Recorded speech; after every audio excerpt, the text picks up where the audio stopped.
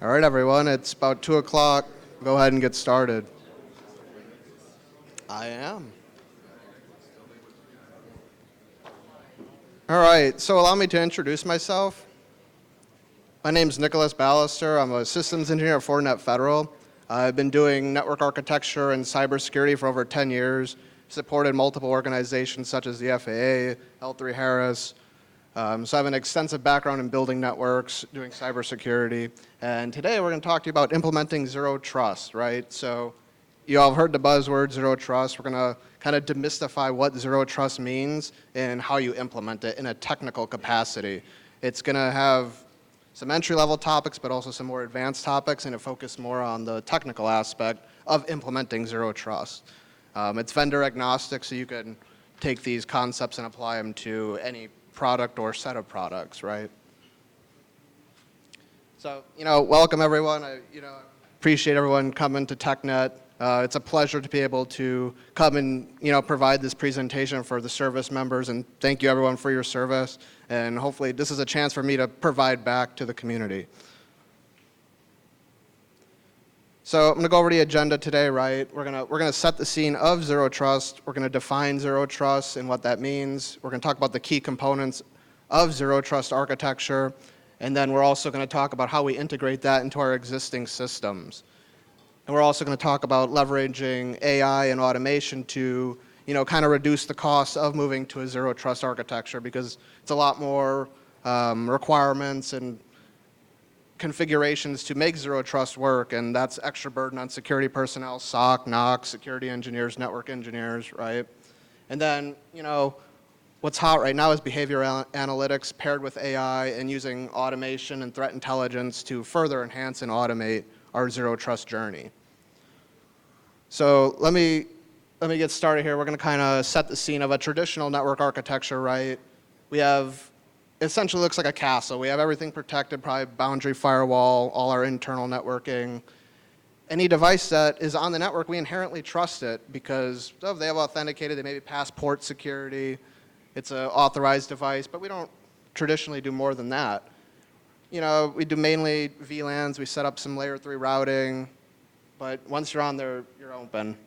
And we usually don't check inter-VLAN connectivity, so two hosts are talking to each other in the same VLAN. We may not have a span port, may not have a network access control system, and that's where zero trust is going to kind of start to pull these technologies into play. The primary focus for the security engineering team and operations team is the infrastructure and enclaves, other virtual routing forward tables, right? We're trying to protect our network from the majority of attacks, but we may not be as focused on our end hosts that are already authenticated to the network. And then lack of continuous threat intelligence and posture checking. That again is, we're going to be moving our focus towards the users and end devices opposed to just the network. And then minimal automation, which, some people, they got Ansible maybe, some Python scripts running, but for zero trust, we're looking at implementing large scale automation and leveraging AI to increase the efficacy and effectiveness of those technologies. So what does zero trust mean to you guys? If you could step up to, sorry? And what else? Verify everything? That's good, I like it. So, the problem today is that we may not be implementing all the pillars of zero trust, right? So our problem today, since I talked about the inherent trust once you're on the network, a compromised device and user could use those, an attacker could use those credentials to breach further into our systems. And since we don't actively check what they're doing, well, they can kind of run free and rampant and do lateral movement and privilege escalation and move from there. This is really a problem because think about our enterprise today, right? We're doing bring your own device, work from home. We're having Internet of Things. We have, tons of operational technology devices that are on the network. They may be dumb headless devices, and you can't quite secure those as much. So now today, our network looks something like that, right? Everything's outside of the castle. It's a little bit hard to protect without having visibility into those endpoints. So how do we solve this? Well, what you said, zero trust, you're trying to verify everything, right? So at the most basic level, zero trust is we don't trust anything and then always verify. But we also continuously verify the end hosts and users who are connecting to our network to make sure that they're always in compliance. And we'll get into that a little bit later in the slides of how that's going to work. A lot of people, you may hear, hey, you're on a zero trust journey. Okay, so what does that mean? Well, as I said, we potentially may be already implementing zero trust technologies today. We just don't even know it yet, right? So it's not a singular product. It's not multiple products. It's governance and how we're using those products combined to create our zero trust architecture. So, and we'll talk about the pillars coming up. So what is zero trust architecture versus zero trust? Well, zero trust is the idea, right? And zero trust architecture is how we implement the idea into our network and integrate that into our design. So, some of the main points is we want to limit privilege, we want to provide least amount of access as we can, and then do micro and macro segmentation. Well, that sounds great. We seem to probably do some of that today, and we can potentially expand further upon that. This is where it comes into where we're going to be verifying the access and continuously verifying the access. Say a user connects in, right? Well, their machine may not be compromised right now, but then they go visit a couple websites 10 minutes later. Oh, hey, their machine got popped and now they have malware on there. Well, then they'll continue to access unless we take action and re-verify each session that they're trying to access so that we can remove them from the network or quarantine or remediate them. Right, and then deny by default, which we're all pretty familiar with, least privilege. And then, visibility is everything in zero trust, because if you don't know what's on your network, how can you apply zero trust to it? So, who, what, where, when, why? Why is that on the network? That's for us to go investigate and then find out. So there's 5 pillars of zero trust, and this is actually pulled from NIST, right? So we have identity, which is people and users. We have our devices, networks, applications, and data. And these are all supported and driven by governance and cybersecurity goals and agendas from our cybersecurity team. And then we're also going to use automation, analytics, to further enhance and automate our zero trust and support these 5 pillars of zero trust. So some of the principles we would apply for identity, we're going to build strict authentication authorization schemes. So we're not going to allow everyone to just have free roam to whatever application. We're going to enforce least privilege, say, hey, do you really need this access?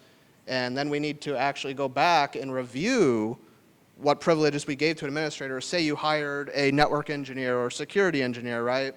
And then they moved to a security architect. Well, may not necessarily need the roles that they had when they were a security engineer or they were working on a SOC desk. So you may be able to take some of those privileges away and keep reviewing who can access what in case of compromise, and they will have a less broad attack surface. So, and then assessing and verifying every attempt to access resource. We want to know who's accessing what, why are they accessing it, and when, and being able to apply zero trust to that. So really identity focus on the who is accessing what devices, who's accessing what data, and going from there. So our main core device principles are, we got to verify the security posture of every device that connects to the network. Do they have up-to-date antivirus? What kind of applications are they running? Are those applications up to date? One of your users may be running an older Adobe PDF viewer. Well, if they get a phishing email with a PDF and they're trying to exploit a vulnerability in the PDF viewer, well, it would have been helpful if you would have known that they were running that version of Adobe, that you could go force them to upgrade or quarantine their machine until they remediated that vulnerability. So this is all focused on reducing that attack surface. And then we want to ensure that the devices connected to our network are valid and they're applicable to our organization. If someone comes to your organization, they slap a Netgear router into a switch in cubicle 15, well, we need to know that. And it happens, right? And say there was an attempt of, someone was trying to impersonate a maintenance man and they shove a device onto your network. Well, we need to make sure that's valid so that they don't compromise our network. And then monitoring behavior that, falls along the lines of knowing what's on our network and what they're trying to do. So some of our network principles, and I have a nice diagram over here that we'll talk about the micro and macro segmentation. So for network, we want to secure data in transit as often as humanly possible, especially if we're sending it over an untrusted network, right? Whether that be we're using IPsec or SSL. The network principles will also control what devices are onboarded onto our network, such as using port security and integrating that and making sure that proper devices are able to authenticate and get on the network. The minimum required access for each traffic flow, this is a big one because you may have administrators, network engineers, security engineers that just put a rule in there for any, or something along those lines, and it happens. You're like, oh, well, I'll get back to it later, make the rules a little more defined, only allow the ports that I need, and then it never happens, and then guess what? A year later, someone's banging on port 22, trying to SSH into your box, and they forgot to turn that off. Well, now you just had a compromise. So that's why it's important to minimum access and lock down every port that you can. And this all falls into macro and micro segmentation. And it may be a little blurry what micro segmentation is, but when we really look at it, it's doing layer 2 and layer 7 filtering. So the network principles answer the question where and when. And we have a nice, oops, wrong button. We have a nice graph here about micro, which is we're preventing this host and the same VLAN from talking to each other, whereas macro, we're doing it at layer 3 level and they're in different VLANs. All right, so application principles, right? We may have some software engineers on the team. They're building custom applications for us. They're onboarding those. We're opening them up to the internet. They may be communicating with each other for more data. They may be reaching out to the cloud with API calls. Well, we need to be monitoring this and making sure that these API calls are valid and that they have the proper integrity and that they're supposed to be happening, whether we don't want them exfiltrating data or gathering data that they may not need. So this is where we also apply least privilege to our workflows. So each workflow, does this workflow really need to happen? Does it really need to reach out to this network? Does it need to go across this network boundary? And then this kind of also falls into, we want to segment our applications. Do these two applications need to talk? Do they need to share data? What are the risks associated with sharing the data? And how can we minimize our overall footprint? And then the immutable workflows, that's an example, we're sending an API call over an untrusted network. We may not be doing encryption. That's where the network principle comes in, right? So if we're not doing encryption, and we would still want to also verify the integrity of this API call that our application is making, because what if that server was compromised and now it's trying to pull data from another server that they may have scanned or found out that it lives on your network, right, from reconnaissance. So we want to verify that those API calls they're legitimate, and we do that with analytics, and that's where the automation and AI comes into play, and we'll get to that further down the line. So for our data principles, all the military folks are really familiar with this. Do you need to know this? Is this something that you need to know, right? We apply that to our data that users are trying to access, least privilege for data, compartmentalization of data. And encrypt the data at rest and in use. This also falls in with the application, making sure that our software, if we are having custom applications, making sure they are treating the data properly and safely. Classification and marking is really important because how are you going to know what data is sensitive if you don't mark it or classify it? And then you would use that for your data loss prevention tools to ensure that the data is not being tampered with and it's not being exfiltrated to people that shouldn't know what the data is. And this falls into limiting, monitoring the data, and also inventorying your data so you know which data needs to be classified and marked and what needs to be secured. So we're going to talk about some of the technological components of Zero Trust now. We kind of went over the 5 principles of Zero Trust, right? So we have our identity access management, we have our network access control, endpoint protection, firewalls, and switching infrastructure. And all these components are going to work together. As we were going through the principles, there's a lot of overlap in some of them, and they all may help each other. But we're going to use all 5 systems to connect and talk to each other and share information amongst them to create a very unionized and cohesive response to any threats that may be on our network, or identifying said threats on the network. So we have identity access management, IAM, right? So we talked about creating very strict authentication authorization schemes. We may be doing some SAML, radius, SSO. We need to make sure that those are enabled on our applications and devices so that we can quantify and validate who's connecting to what are they running, what are they trying to do on the system. And this also feeds into the analytics and overall view of Zero Trust.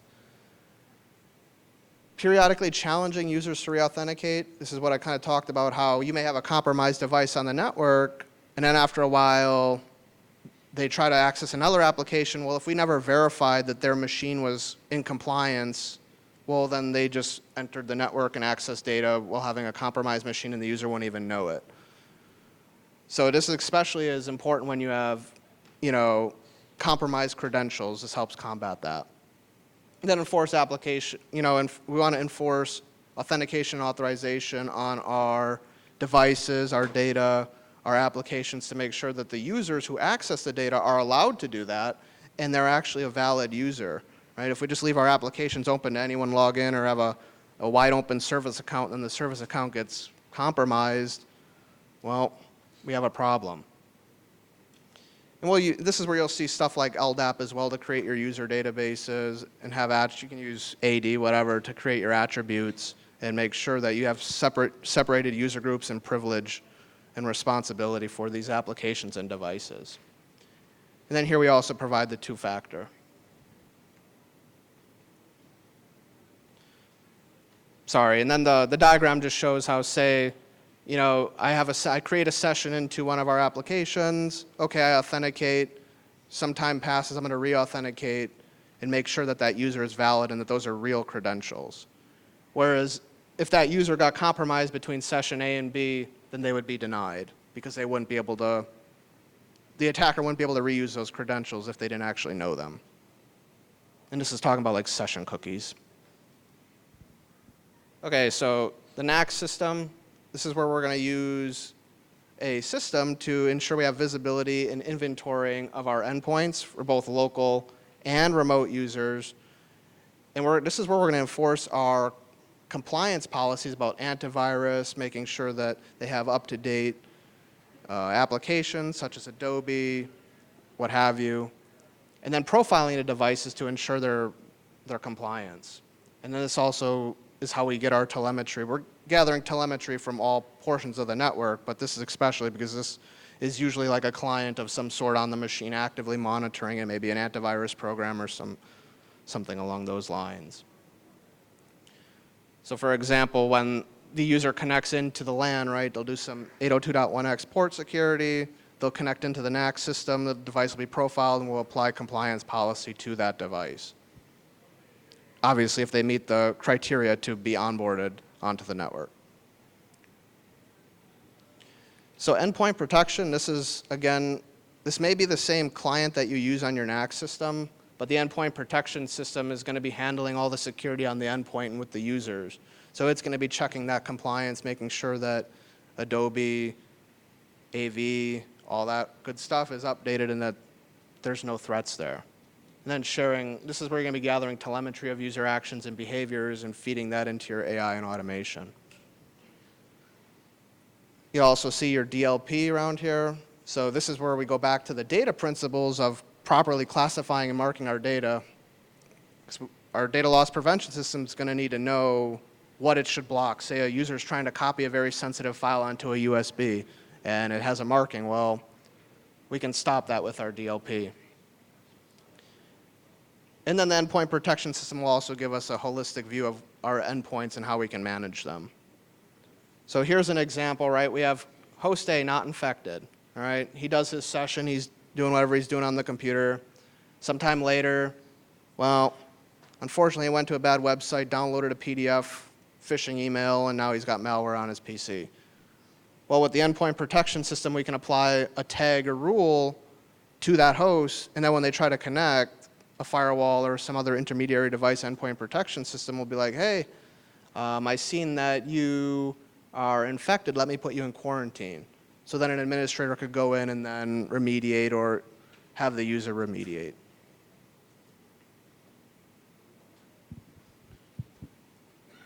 All right, so I'm sure we all have firewalls, right? We all probably run in some sort of firewall at our edge. So this one's pretty self-explanatory. We're going to use our firewalls to restrict access to resources, both layer 3 through 7, right? We want to make sure that the flows are proper. We're also going to enforce our segmentation and provide encryption for enterprise traffic. This we may be doing our IPsec tunnel, our SSL, VPNs, making sure that that data is not seen by anyone that shouldn't be seeing it. We also are going to be doing our inspection on the data. This we could also apply the rules of data loss prevention to the firewall and making sure that those traffic patterns are applicable.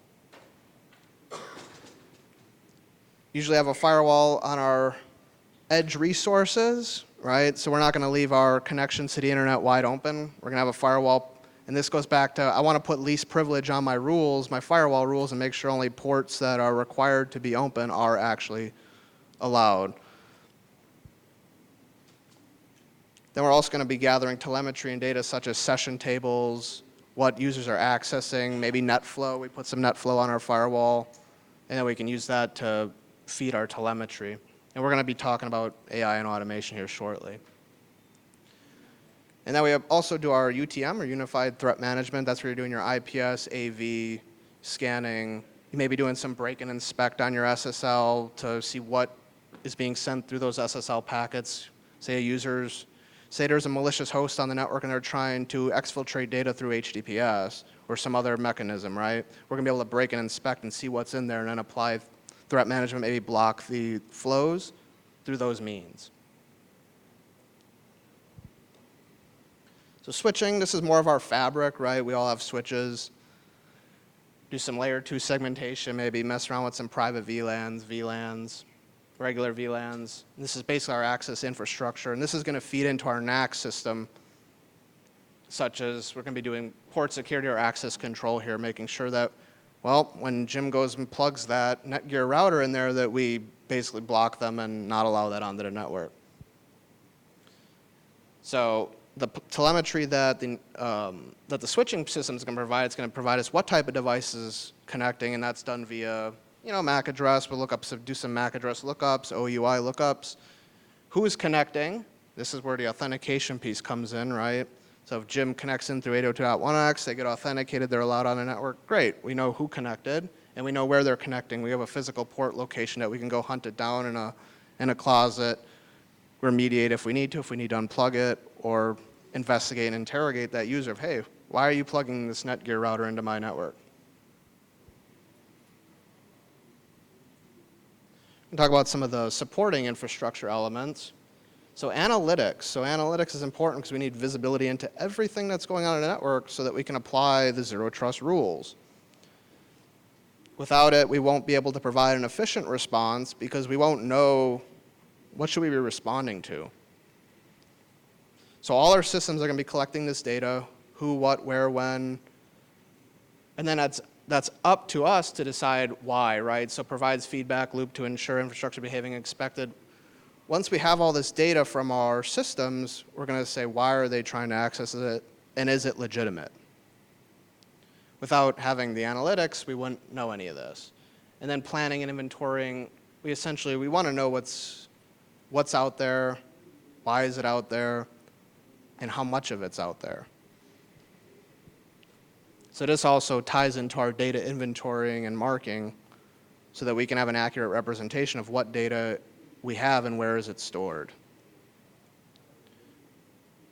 And then knowledge of everything that's performed on our network, that's important because say if we did have a security breach, we need to ensure that we can do proper forensics and remediate the breach or hole that was in our defenses, and then apply proper remediation and protection to those vulnerabilities.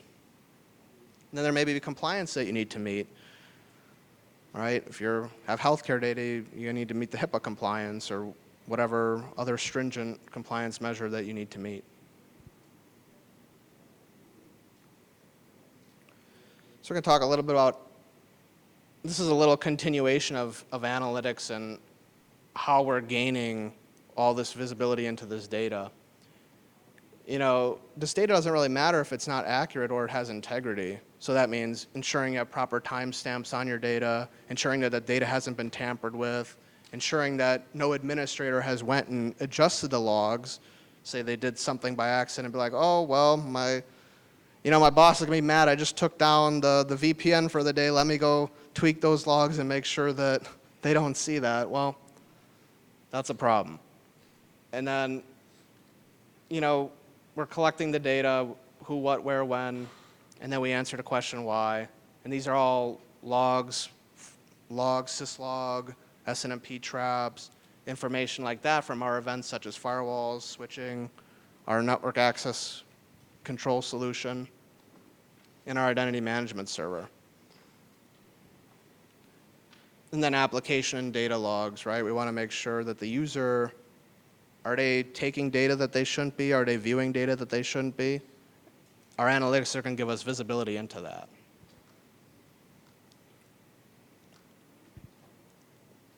So threat intelligence, well, I'm sure we all have very smart engineers on our teams, but it doesn't beat having threat intelligence feeds from large companies and other organizations that actively are engaging and gathering data on active threats on our networks, right? So we use the threat intelligence data for automation and AI to be effective. If it's just us collecting the data, we may not see all the threats that are being perpetrated across multiple networks across the world. So this is where we're going to pull those feeds, which, your threat intelligence can be internal, but having external threat intelligence, IP feeds, indicators of compromise, it's important for the cybersecurity community to share that information so that we can all make all of our networks more secure.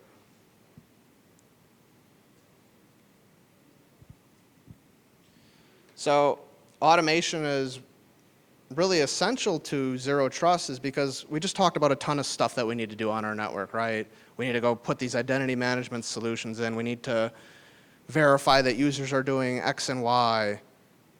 But we don't really might not have enough staff to go say, hey, I need you to go do all this. Well, we need automation to kind of help along with that and being able to go configure the devices or synchronize logs and verify that the logs are actually legitimate and that they are cohesive. So our increased attack surface, we talked about BYOD, remote access solutions. And with this increased attack surface, we need to templatize our network. We need to have a standardized configuration that's pushed from a central point to make sure that there's no misconfiguration. Say there's a device that misses an ACL or something on one of your edge routers or edge firewalls. Well, you may not have that problem if it was automated because it's just a template pushed out to a device. So it ensures that your devices are within compliance. And then faster response to threats. There's nothing faster than a machine.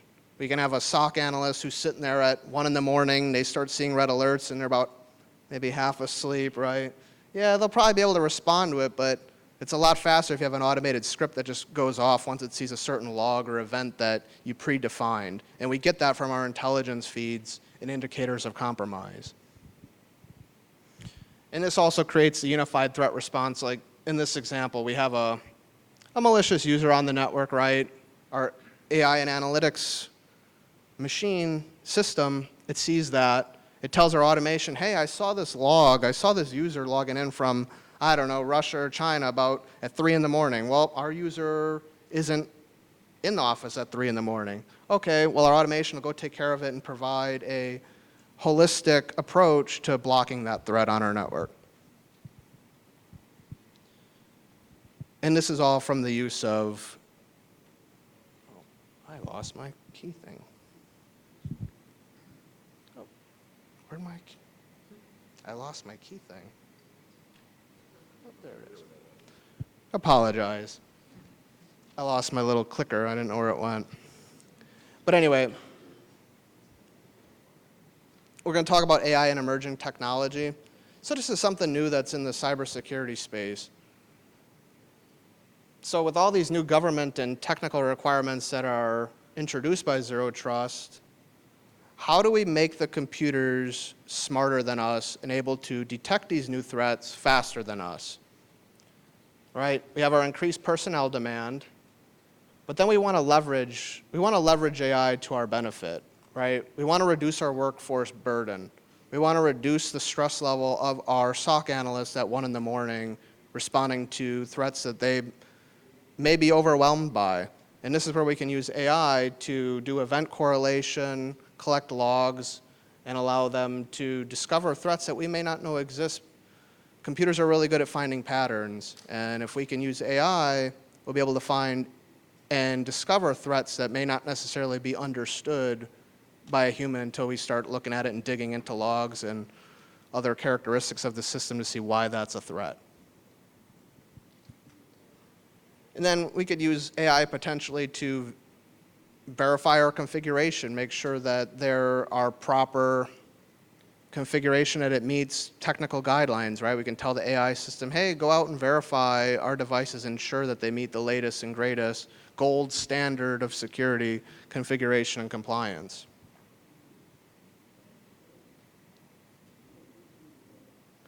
So kind of put this all together, Zero Trust is not a product, right? It's not just a singular product. It's methodology, governance, and it's a collection of your whole systems all working together to defend against threats that attack our network.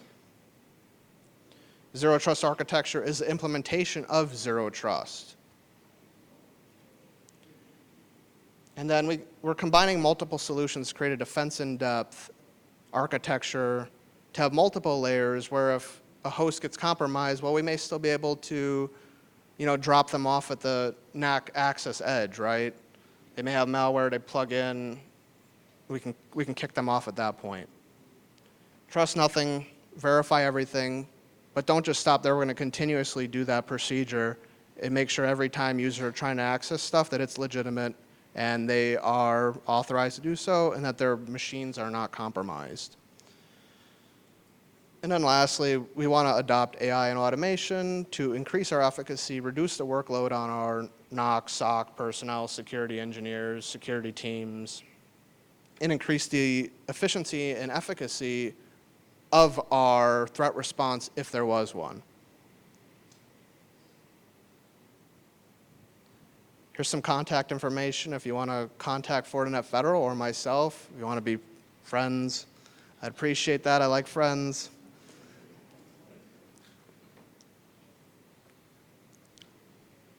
Are there any questions?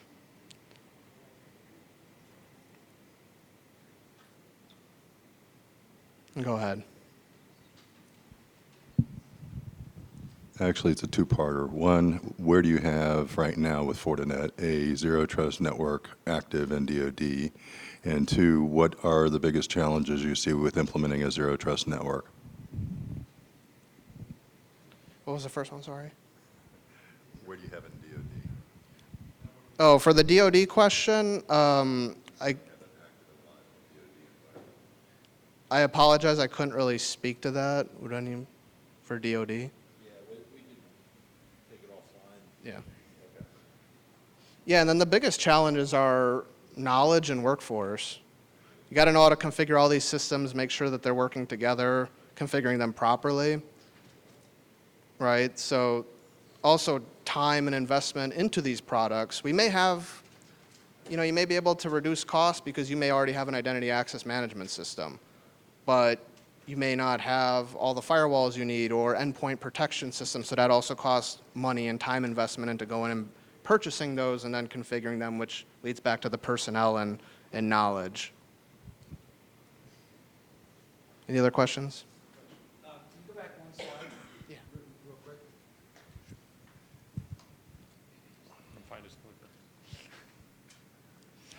that. So, fast forward one. Where you combine multiple solutions to create a defense in-depth architecture, is that something Fortinet does? You have a solution in place that does that? Or are you saying that essentially you want to combine best in breed of monitor, like let's say API data, let's say flow data? Is that, can you speak to that, how that could be interpreted? Yeah, so this presentation is vendor agnostic, but I will say that Fortinet does have solutions that would help meet these requirements. But for the purpose of this, it's completely vendor agnostic. So you could take any NAC system, right? It doesn't have to be a Fortinet NAC system. You could implement any NAC system as long as you can apply the principles. Same thing with identity management services. It doesn't have to be Fortinet. Yes? I'm sorry, I didn't hear the answer to the gentleman's question about where you may have deployed zero trust architecture capabilities in DoD. We'd have to provide more information on that. We can certainly do that. Well, how about outside of DoD, maybe federal or commercial, where, because I was sitting in the second part of the gentleman's question, what do you see as challenges in implementing, I guess it's very complex, you went through the very Yes. slides, thank you for the information, but you can see it's very complex. And we're looking at identity policies, firewall policies, all these have to work really cohesively together. So I'm still interested if you've done it in federal, commercial, or, and what those challenges may be. Yeah, so off the top of my head, I don't have any like official, hey, we did this here and we did X and Y and Z, but I can grab your contact information and we can potentially find out and discuss it. I'll meet with you afterwards. Yep. And then, I'm sorry, and it looks like you sort of follow the DoD ETA reference architecture, is that what you're saying? Yeah, so we talked about the 5 pillars, and I'll go back to this, right?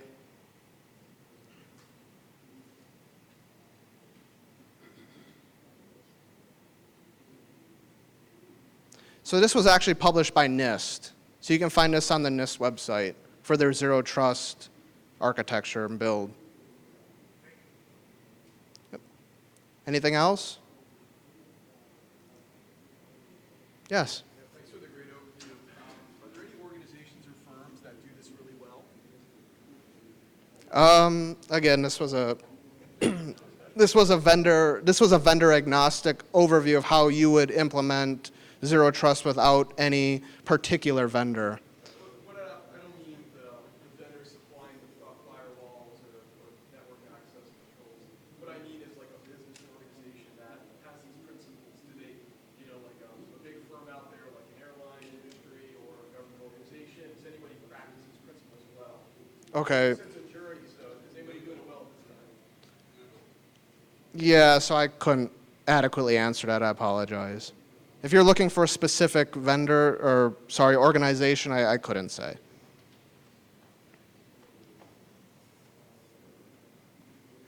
Any other questions?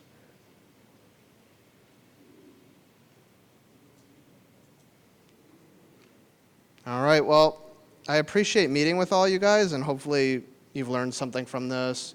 It was a pleasure again. Thank you all for your service, and hopefully I was able to serve you in some capacity, right? So I hope you all enjoy your TechNet Augusta rest of your day.